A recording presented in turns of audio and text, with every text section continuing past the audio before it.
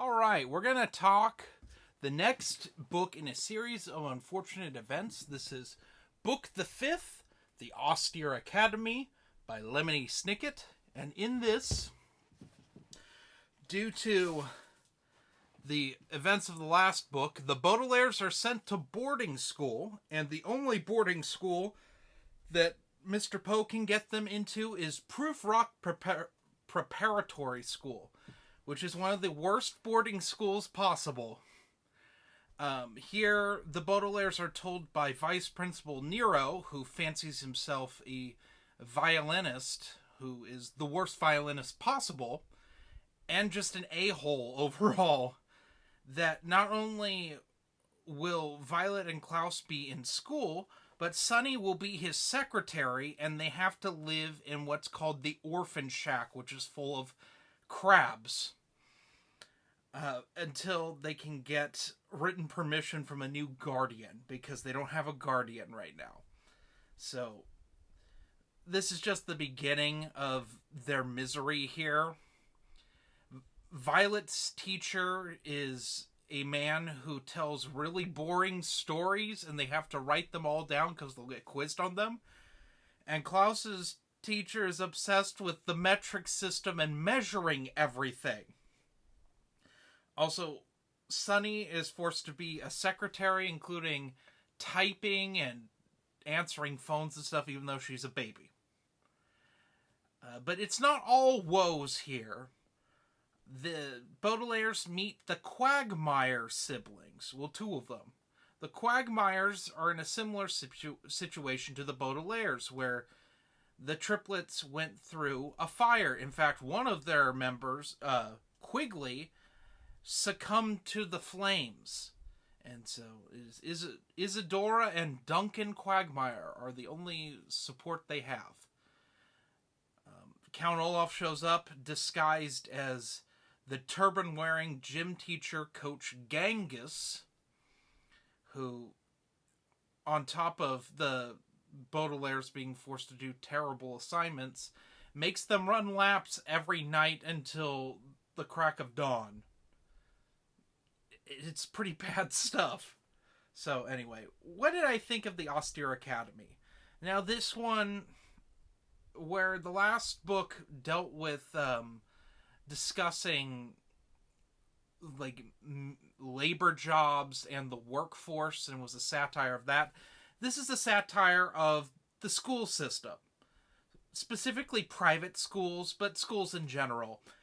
Back when I read this the first time, this was like a jaw-dropping thing for me, because I've talked about this like a teeny bit many years ago. I went to private school for the first 2 years of my elementary school. I went to Seventh-day Adventist school, specifically from kindergarten to first grade. Now you might be wondering, Jeremy, were you Seventh-day Adventist? No. Essentially, best I can figure out from my parents is that my father was guilted by other family members into putting me into it because public schools are the devil and full of liberals. So I got put in 7A Adventist school, where my kindergarten teacher did not have a teaching credential. So we learned Spanish, the presidents up to Abraham Lincoln, all the state capitals, and the history of the rabies shot, but not how to read or any sort of thing that would help you in first grade. So when it came time to go to first grade, every single student was behind curriculum, which meant that first grade was really tedious, and there was an insane amount of schoolwork we had to do, because we typically didn't get homework. But because I wasn't the best student back then. In fact, I would argue I wasn't a good student until I went to college and actually took courses in becoming a good student and did a bunch of workshops as an adult to get the most out of education. I didn't get to have recess, and I didn't get to have lunch. for most of my time in first grade. In fact, we were punished. And there's similar things that happen in this where if you do you have a minor infraction or something, you're late to something, you're not allowed to eat food with utensils. Or some kids are to have their hands tied behind their back and they're forced to eat that way.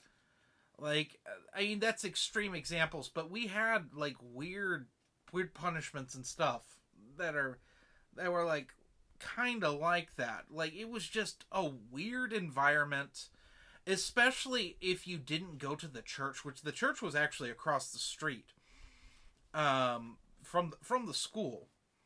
And I went to the church a couple times because my best friend growing up was Seventh-day Adventist, and I'm not kidding when I say it was the only private school in my small town. That's why I got put in there, because like members of my families were insistent that with my father getting his job, like his career started, that his kids needed to go to private schooling. And thankfully my sister never had to go through this because I was treated very poorly. Not unlike some of the lesser things that happened in this book, but like it was when I read this in 5th grade, when I finally could understand how to read because I was so far behind from being at the school, that it just kind of all clicked that like I was the things like this shouldn't have happened in the first place to me, and this was kind of like, oh, like it was very relatable. I found some of it very funny. Some of it hit a little too close to home, but now I find really funny.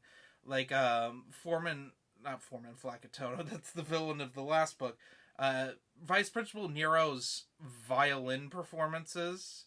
We would be required to go to like stuff like that or be in stuff. Like we had these horrible Christmas and Easter concerts that we would put on. And when you're in kindergarten, you have one song because that's all they trust a 5 or 6 year olds to do. And then you have to sit and sit and sit. And these things were a minimum of 4 hours. I remember one of them being almost 6 and we got up and left. It probably went on all night. And it was like this. And like, you just had all this bizarre, like the curriculum in this, a lot of what we learned, especially when I was in kindergarten, felt incredibly arbitrary and strange.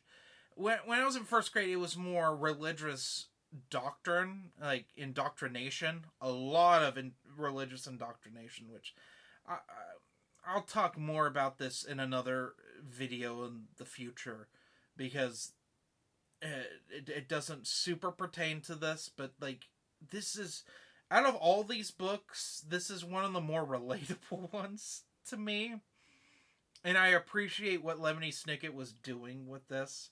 But the thing I like most about the Austere Academy are the quagmires.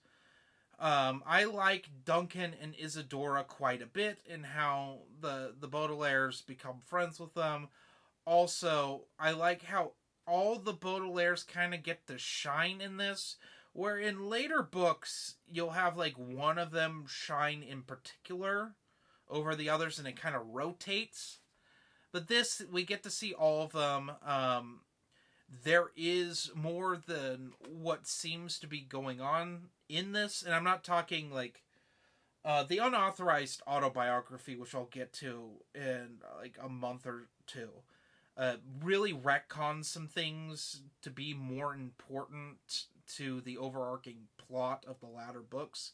This is the beginning of Lemony Snicket setting up what VFD is.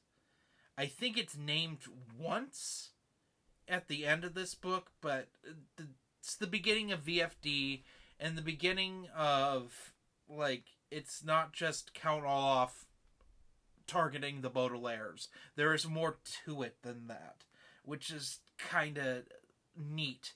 And is the way to go if you're going to have a 13-book series.